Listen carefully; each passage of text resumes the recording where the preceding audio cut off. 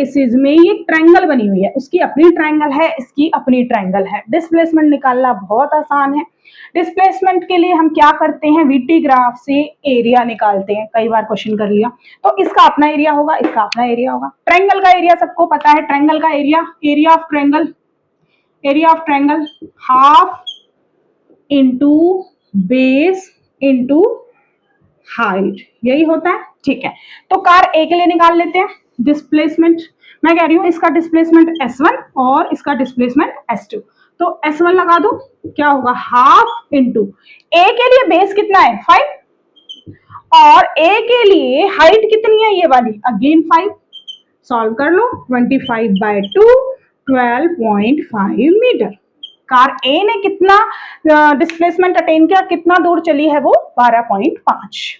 इसी तरह से अब हम कार बी का लगा सकते हैं, उसके लिए भी सेम, बेस इंटू हाइट।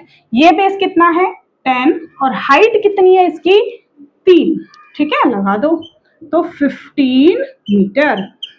इस तरह से हमने इसका डिस्प्लेसमेंट भी निकाल लिया कि ये 10 सेकंड में 15 मीटर चल ली और वो 5 सेकंड में 12.5 मीटर चली है। तो यही क्वेश्चन उसने पूछा था कि दोनों का अलग अलग डिस्प्लेसमेंट बता दो। अब इस बुक में तो ये बोला हुआ है कि पहले एक्सेलरेशन निकालो उनका, फिर वैल्यूज निकालो। जरूरत ही नहीं है। जब डायरेक्ट हमारे पास आंसर आ रहा है तो डायरेक्ट हम करेंगे, शॉर्ट तरीके से लगाएंगे। जितना आप एक्चुअल में शॉर्ट तरीके जब समझ में आते हैं तब हम करने लगते हैं, जब हमें कंसेप्ट अच्छे से आ जाते हैं।